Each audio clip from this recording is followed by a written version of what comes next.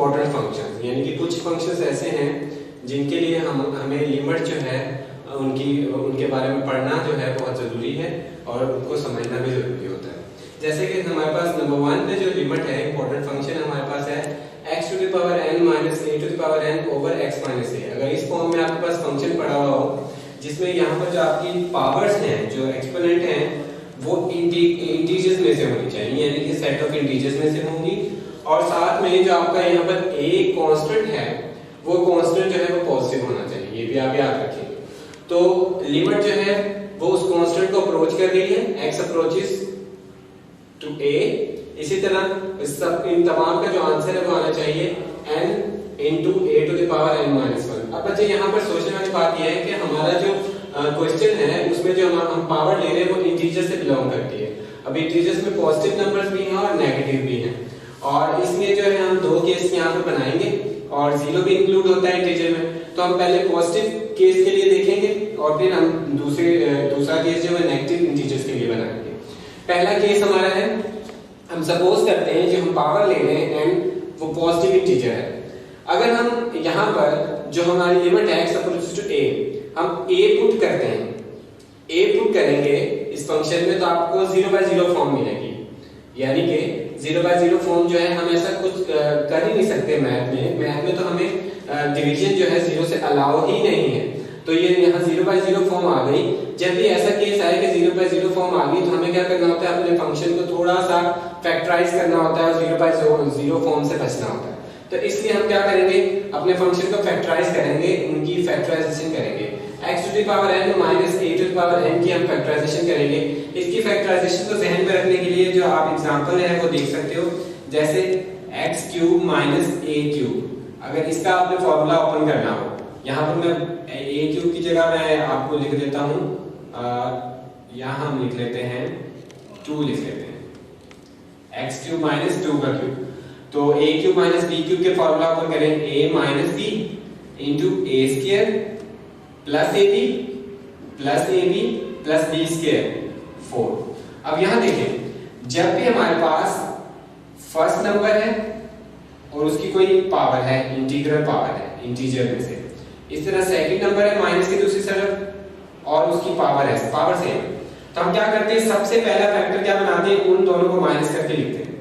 Same आप इधर देखें, x की पावर n माइनस a की पावर n, सबसे पहला फैक्टर हमने क्या बनाया, वो जो पावर के नीचे नंबर्स थे उन्हें माइनस करके पहला फैक्टर बना दिया। अब उसके बाद देखें, जो अगला ब्रैकेट हमारे पास आता है फैक्टराइजेशन का, वो असल में क्या है, जो x की पावर क्वेश्चन में होती है उससे एक कम कर लेनी होती है। यहाँ पर x क्यूब था, यहाँ x स्क्वायर कर देंगे, फिर प्लस करेंगे।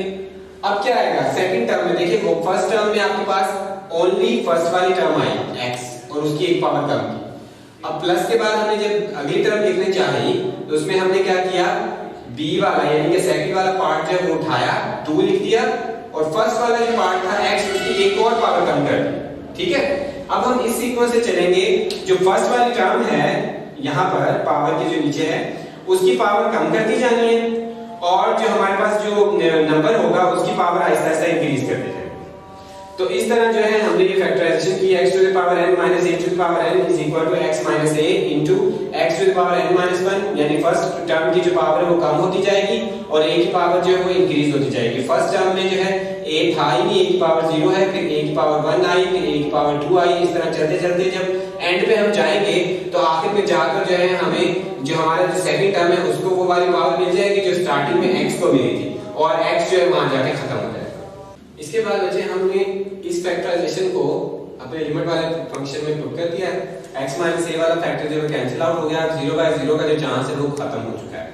अब हमारे पास जो वैल्यू बची है फंक्शन की वो कुछ इस तरीके से ये एक पॉलिनोमियल फंक्शन टाइप बन जाता है। अब हम यहाँ पर लिमिट पुट करेंगे, x approaches to a put करिए, जहाँ जब आपके पास x हो वहां पर a पुट कर दीजिए। अब पुट करने के बाद देखिए इसे हल करेंगे, a की पावर n माइनस 1 है, यहाँ पर a की पावर 1 है और यहाँ पर a की पावर n माइनस 1 है, इन्हें हल कीजिए तो a की पावर n माइनस 1 है। तो अप टू सो ऑन आपके पास क्या है, इसी तरीके से सेम टर्म जो है रिपीट हो रही है। कितनी दफा रिपीट हो रही है, n टर्म्स, यानी n टाइम्स रिपीट हो रही है। जहां पर आप n को जो भी वैल्यू देंगे उतनी दफा जो है ये वैल्यू रिपीट हो जाएगी। तो हम इसको लिख सकते हैं ये n टाइम्स है a की पावर n माइनस 1, यानी n टाइम्स क्या है a की पावर n माइनस 1 है। तो आपका ये फर्स्ट केस पॉजिटिव के लिए जो है प्रूव हो चुका है कि n into a to the power n minus 1 आ चुका है। अब हमें केस 2 देखना है नेगेटिव पावर के लिए। हम सपोज करते हैं हमने इंटीजर फर्ज किए हुए हैं कि हमारी पावर जो है वो नेगेटिव इंटीजर है। नेगेटिव इंटीजर जो है n equal to minus m, यानी कि वो कुछ इस फॉर्म में होगी जैसे n इक्वल टू -3 ले लें आप। अब -3 माइनस को छोड़ के 3 जो है वो तो पॉजिटिव ही रहेगा, m की जगह हम 3 अगर ले लें वो तो पॉजिटिव ही है, यानी कि n is equal to -m, यानी कि नेगेटिव हमने इंटीजर ले लिया। तो यहाँ पर हम अपने फंक्शन में जहाँ पर n होगा वहाँ -m पुट कर देंगे। -m पुट करने के बाद अब आप पावर जो है नेगेटिव को पॉजिटिव किया जा सकता है उसका रेसिप्रोकल लेकर। रेसिप्रोकल लीजिए, यहाँ पर 1/x to the power m आ गया, यहाँ पर 1/a to the power m आ गया। यहाँ पर एलसीएम लीजिए, एलसीएम लेने के बाद आप जो है आपको फॉर्म मिलेगी, कुछ ऐसी फॉर्म मिलेगी एलसीएम लेने के बाद। और इसके बाद जो है आप ऊपर से इसको अपने क्वेश्चन जैसा बनाने के लिए x to the power m को फर्स्ट में लाने के लिए और a to the power m को बाद में लाने के लिए माइनस कॉमन ले लें। -1 कॉमन ले लिया और साथ में xm और am जो ये आपके पास एलसीएम लेने के बाद डिनोमिनेटर था जो ऊपर है इसे आपने कॉमन ले लिया, बाहर निकाल दिया। अब आपके पास ये वाला जो वैल्यू बची है, ये सारी जो वैल्यू है ये आपका क्वेश्चन है। अब हम इस पे लिमिट अप्लाई करेंगे। थ्रू आउट जब लिमिट अप्लाई करते हैं तो यहाँ पर भी हम लिमिट अप्लाई कर देंगे। x की जगह जो है यहाँ पर x अप्रोचेस टू a है, हम यहाँ लिमिट अप्लाई कर देंगे। लिमिट अप्लाई करने के बाद जब इस पर लिमिट अप्लाई होगी अलग से होगी और इस पर अलग से होगी, यहाँ पर अलग से इनके हम लिमिट अप्लाई कर देंगे। यहाँ प्रोडक्ट जो थ्योरम था आपका लिमिट का वो अप्लाई हो जाएगा। और इस पर जब आप अप्लाई करोगे तो केस 1 में इसकी जो आंसर है, केस 1 से जो है इसकी वैल्यू हमारे पास जो है m into a to the power m minus 1 आ चुकी है। और इसी तरीके से यहाँ पर भी लिमिट अप्लाई कर दी है। a to the power m जो है आप कैंसिल आउट करेंगे, कैंसिल आउट करने के बाद आपके पास वैल्यू कुछ ऐसी बन जाएगी -m a to the power -m minus 1। अब -m वाला जो पार्ट है वो हम जानते हैं, हमने n सपोज किया हुआ था तो वहां हम n लिख सकते हैं। यानी दोनों केसेस में हमारे इस लिमिट का आंसर जो कि इस टाइप का फंक्शन होगा उसकी लिमिट का जो आंसर है वो यही आता है n into a to the power n minus 1, चाहे वो पॉजिटिव इंटीजर ले लें या नेगेटिव ले लें। इंपॉर्टेंट है, इसे आप अच्छे से इस लिमिट वाले जो आपके फंक्शन है इसे अच्छे से कर लें। इसी तरीके से हमारे पास सेकंड जो है फंक्शन, अगर हमारे पास कुछ ऐसा फंक्शन आ जाता है वो रेडिकल की फॉर्म में हो, यानी कि वहां पर रेडिकल साइंस आ रहा है, तो हम उसका क्या करते हैं, वहां पर हम रैशनलाइज करके उससे लिमिट जो है आगे फर्दर प्रोसीड करते हैं। क्वेश्चन भी आएंगे एक्सरसाइज में। वैसे हमारे पास क्वेश्चन है limit x approaches 0 square root of x plus a minus square root of a over x। इसका आंसर जो आना चाहिए वो 1/2 into square root of a आना चाहिए। अब यहाँ पर लिखा हुआ है, अगर हम यहाँ पर x की जगह पर 0 पुट करें, आप 0 पुट करिए, कैंसिल आउट होकर न्यूमरेटर में भी 0 आ जाएगा और x की जगह डिनोमिनेटर में भी 0 आ जाएगा, यानी 0/0 फॉर्म बन रहे हैं। हमें 0/0 फॉर्म से बचना है। यहाँ पे बचने के लिए इस केस में जो है हम रैशनलाइज करेंगे न्यूमरेटर को। रैशनलाइज यानी जो इसका कॉन्जुगेट होता है उससे मल्टीप्लाई और डिवाइड करेंगे। कॉन्जुगेट क्या होगा, दरमियान वाला साइन जो है चेंज कर रहे हैं, दोनों टर्म्स के दरमियान वाला साइन जो है चेंज करके मल्टीप्लाई और डिवाइड कर दिया। डिवाइड करने के बाद अब न्यूमरेटर वाला पार्ट जो है a plus b into a minus b बन गया, यानी a square minus b square बन गया। उसे फर्दर हल करें, स्क्वायर कट स्क्वायर और कैंसिल आउट कैंसिल होकर स्क्वायर और स्क्वायर रूट कैंसिल आउट होकर आपके पास जो आंसर आया है सिंपलीफाई होकर वो minus a plus positive a को भी कैंसिल कर दें। लास्ट में x और x जो है न्यूमरेटर और डिनोमिनेटर में जो प्लेस किया हुआ है वो भी कैंसिल आउट हो जाएंगे और इस लिमिट की जो हमारे पास फॉर्म बचेगी वो कुछ ऐसी बचेगी। अब हम अगर लिमिट x की जगह जो है पुट करते हैं 0, तो हमारे पास जो है लिमिट जो है वो 0/0 फॉर्म यानी अनडिफाइंड नहीं हो रही और 0/0 फॉर्म में से नहीं बन रही। इसका मतलब अब हम पुट कर सकते हैं, हमारा फंक्शन जो है ठीक है। अब हम यहाँ पर जो है x की जगह पुट कर देते हैं 0, square root a plus square root a आ गया डिनोमिनेटर में, इन्हें हल कीजिए 1 टाइम और 2 टाइम्स हो गया, हमारी लिमिट का जो आंसर आ गया 1/2 of square root of a। Important है, इसे भी आप सॉल्व करेंगे और अच्छे तरीके से कर लेंगे। इसी तरीके से तीसरा केस है जब हमारे पास फंक्शन जो होते हैं गिवन होते हैं और लिमिट जो होती है वो हमें इंफिनिटी पर चेक करनी होती है। इंफिनिटी या तो पॉजिटिव इंफिनिटी के लिए हमें चेक करनी होगी लिमिट या नेगेटिव इंफिनिटी के लिए चेक करनी होगी। यानी कि यहाँ पर x अप्रोचेस टू कोई स्पेसिफिक नंबर नहीं है, x approaches to positive infinity हो सकता है या नेगेटिव इंफिनिटी हो सकता है। लेकिन पहला केस है हमारे पास, अगर लिमिट जो है x approaches to positive infinity हो, यानी पॉजिटिव इंफिनिटी की केस में हो, हम फंक्शन ले लेते हैं, हमारे पास फंक्शन हो 1/x की फॉर्म में। x 0 नहीं है, जाहिर सी बात है, अगर हम 0 पुट करेंगे तो डिनोमिनेटर 0 होगा जिसकी वजह से हमारा फंक्शन अनडिफाइंड हो जाएगा। हमें लिमिट चेक करनी है इस फंक्शन के लिए। अब यहाँ पर हम अगर x की जगह इंफिनिटी प्लेस करें तो कि 1 बाय इंफिनिटी जो होगा उसकी जगह हम 0 लिखेंगे।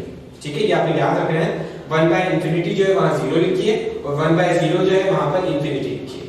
ठीक है, तो अगर x अप्रोचेस टू इंफिनिटी हो, पॉजिटिव इंफिनिटी हो, 1 बाय इंफिनिटी बन रहा हो लिमिट पुट करने के बाद, तो आप वहां पर क्या लिख देंगे, 0 लिख देंगे by this limit at infinity concept. ठीक है, उसके बाद सेकंड है जब आप x approaches to negative infinity side पे, सेम केस वही है, वहां पर भी आप क्या होगा 1 बाय आपके पास इंफिनिटी बन जाएगा, तो आप वहां पर भी क्या लिखेंगे, 0 ही लिखेंगे। तो पॉजिटिव इंफिनिटी और नेगेटिव इंफिनिटी के लिए सेम ही केस है, यानी कि इंफिनिटी पर लिमिट कैसे चेक करते हैं वो आपने कांसेप्ट याद रखना है। 1 बाय इंफिनिटी आ जाए तो वहां पर आप 0 प्लेस करेंगे। इसके बाद बच्चों हमारे पास थ्योरम आते हैं कि थ्योरम है हमारे पास कि अगर आपके पास p जो है ये पावर होगी, इसको आपने भी याद रखना है कि p हमारे पास पॉजिटिव रैशनल नंबर है। क्यों, रैशनल नंबर का सेट होता है, ऊपर प्लस लगाया है तो पॉजिटिव रैशनल नंबर, यानी कि हमारे पास क्या है, p कोई पॉजिटिव रैशनल नंबर है और x to the power p, यानी कि हमने क्या किया हुआ है, कोई भी वेरिएबल दिया हुआ है, x की जगह हम प्लेस करेंगे कोई भी वैल्यू, उसकी जब हम ये पॉजिटिव पावर लेते हैं तो वो अनडिफाइंड नहीं होता, डिफाइन आता है।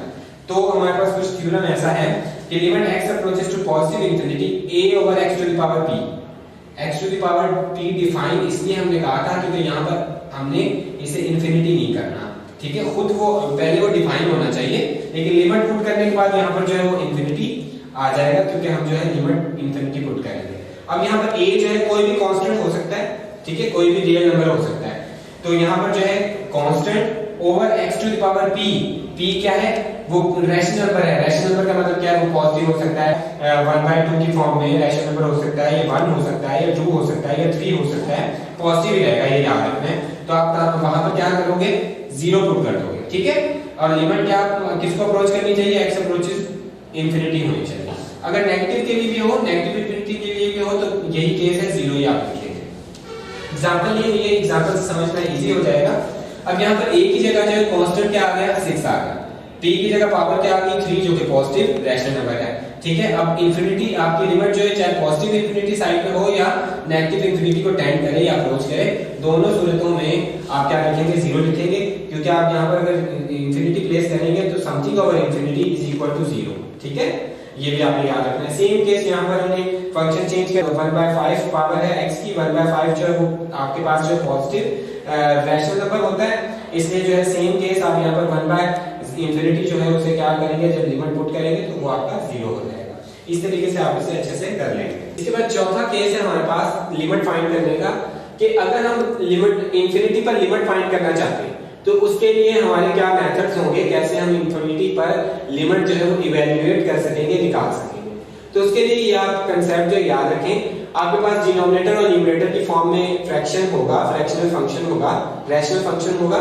तो फ्रैक्शन की फॉर्म में आपने क्या करना है, डिनोमिनेटर में देखना है कि डिनोमिनेटर में जो वेरिएबल है उसकी हाईएस्ट पावर क्या है। सबसे पहले ये जज करना है कि न्यूमरेटर और डिनोमिनेटर, डिनोमिनेटर में हाईएस्ट पावर क्या है, वो जो हाईएस्ट पावर जज कर लेंगे आप, हाईएस्ट पावर से न्यूमरेटर को भी और डिनोमिनेटर को भी, दोनों को आप डिवाइड कर दें। डिवाइड करने के बाद जो फंक्शन आए फिर उसमें लिमिट पुट करें और आपका आंसर आ जाएगा।